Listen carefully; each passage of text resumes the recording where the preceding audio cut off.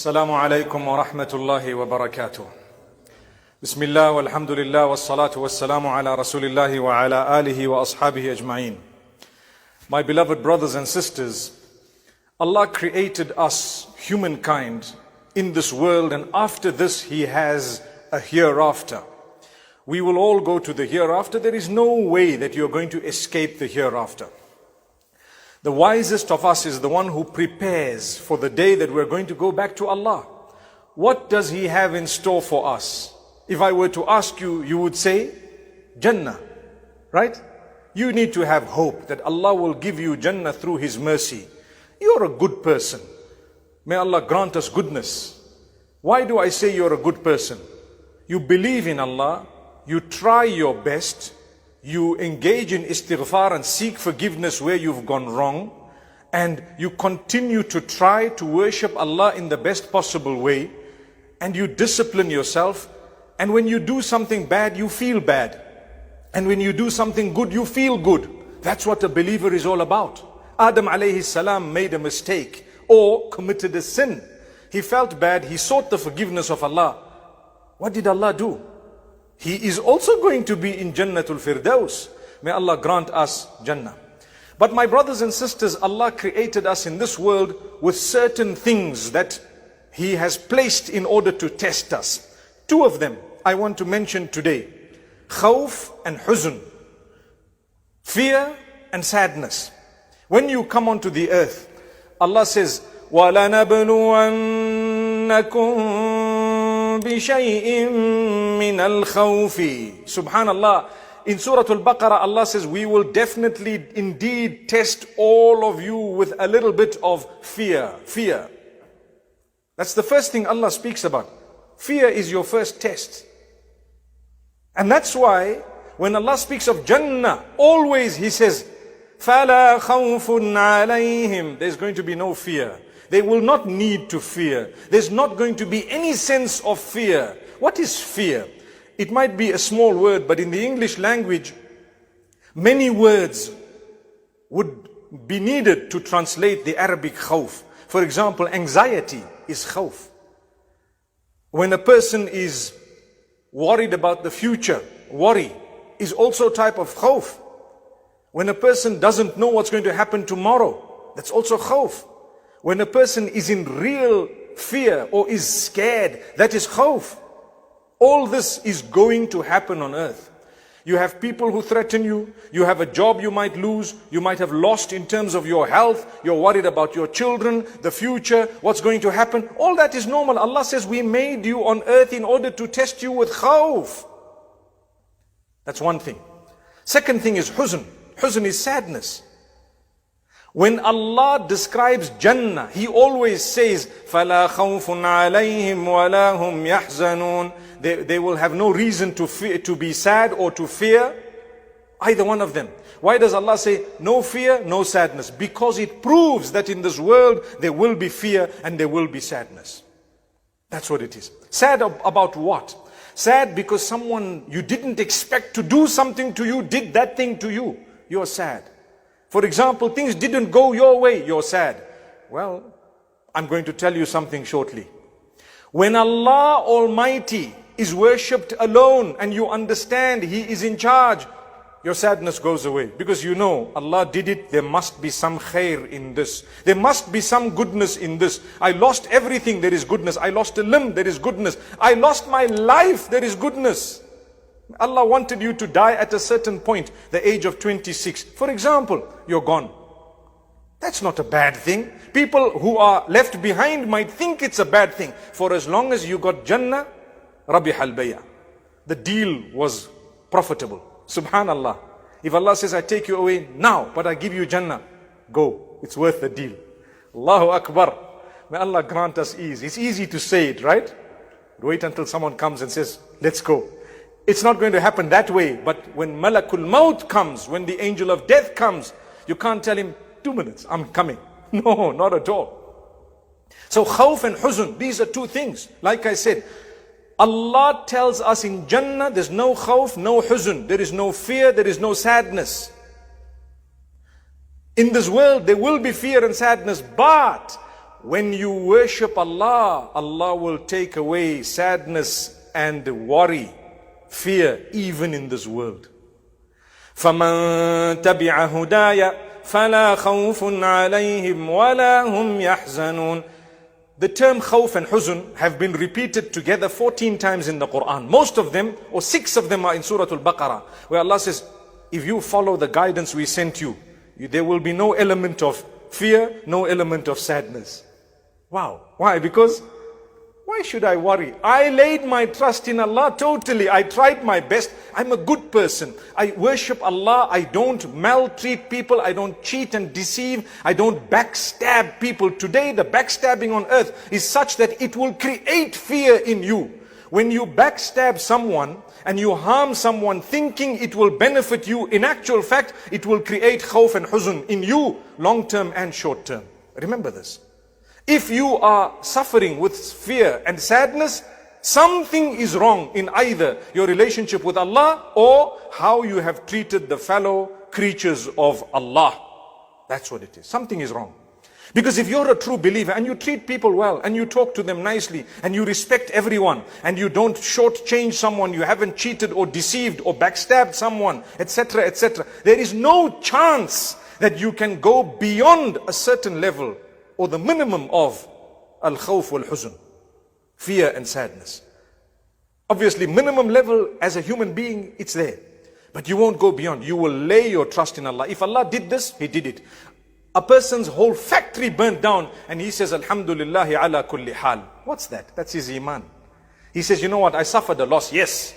But I know I'm a good person. Allah will grant me a recompense. If not in the dunya, then in the akhirah. And if I'm fortunate, then both in the dunya and in the akhirah. Allah will give you. How much do you want on earth? How many millions do you want to make on earth? You've already made so much. Do you really need it? The answer is no, you don't need it. It's just extra and excess. I like to ask the children, and I've asked them, how much money do you want to make in your life?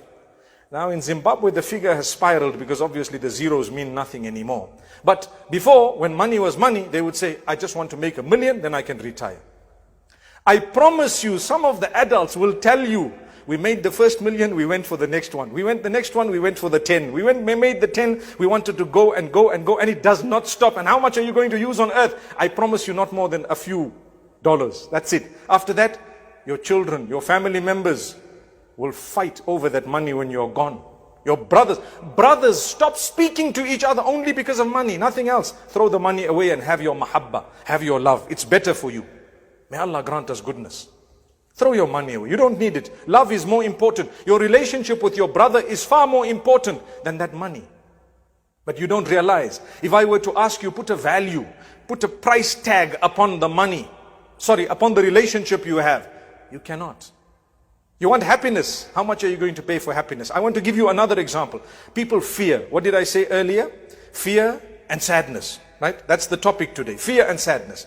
How in the Jannah it's not going to be there. On earth it is there. But if you have a relation with Allah, Allah minimizes it to a bare minimum. La khawfun alayhim wa la hum yahzanun. Good relationship with Allah. Why should I fear? I lay my trust in Allah. So you have, subhanallah, a person. What would he pay for one heartbeat? One heartbeat. When your heart starts pumping a bit too fast or a bit too slow, what do? Spend money to go where? Doctor, specialist, fly off to somewhere, university, in wherever. You fly off here, medical, this, that. If you've got a lot of money, you'll end up in the top hospital in the world. You know why? You don't want that heart to stop for one beat. Allahu Akbar. And you spent 100 million. Why? One heartbeat. Agree? Allah tells you, lay your trust in me. It's okay. You'll be calm, cool. You do your salah. Imagine, you're so excited because Allah gave you the chance to put your head on the ground for Him. Did you know Allah chooses who He wills to put their heads on the ground for Him? It's not easy. Yes, you make an effort, but Allah either accepts that effort or rejects it. So many people live right next door to the masjid, you'll never see them there. And so many people live far away, they'll drive all the way there. Subhanallah. So many people live in Mecca, they haven't seen the haram inside. They've never been for Hajj. And there are others who live in Indonesia and they are gone for Hajj every so often. Or at least their dream is one day we're going to go there. That's Allah. Allah accepts and rejects. Rabbul Izzati wal Jalal. So, how do I protect myself from khawf and huzn? How do I protect myself from what Allah said He's going to test us with? Now the sadness comes because you lost a child. It's normal sadness. The sadness comes because you lost something. True sadness should be when you've missed your obligation up unto Allah. When you missed your obligation unto Allah, you missed Fajr, you should be very sad that day. Something went wrong, you committed a sin, you should be sad that day. That is true sadness. Why? Let me seek the forgiveness of Allah. And then you should be happy that Allah showed you a door to come out of the sadness by seeking forgiveness. Rabbul Izzati wal Jalal. My brothers and sisters, how should I minimize this? Allah teaches it to you. 14 times in the Quran He has told us these qualities of these people. If they do good and they worship me and they believe in the last day, they have no reason to fear nor to be sad. Leave it in my hands. And trust me, that's it.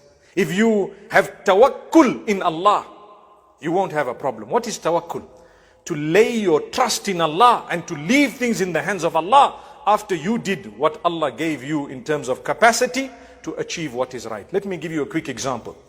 People say, hey, there is a virus. Nothing will happen to you except by the will of Allah. We agree. Nothing can ever happen except by the will of Allah. We agree.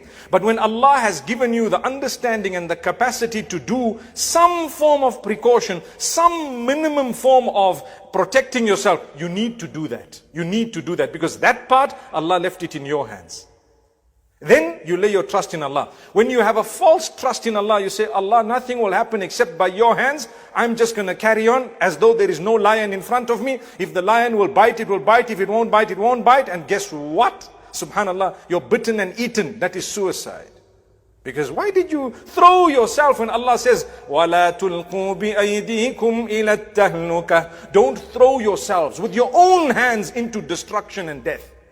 That's what Allah says. So, I will be in my car, I will close my windows when I'm going to the lion park and I will make sure I don't misbehave. Then if the lion tears open that roof and mauls the person and eats them up, don't worry. That was always in taqdeer of Allah in a way that you won't be questioned about it. You played your role and Allah did the rest. But when you did not play your role, then you have to answer to Allah, why did you pretend like you were a wise crack? That's the word. Wise crack. He thinks he's too sharp, too intelligent. He's the only one who trusts Allah. Not at all. You actually do not trust Allah.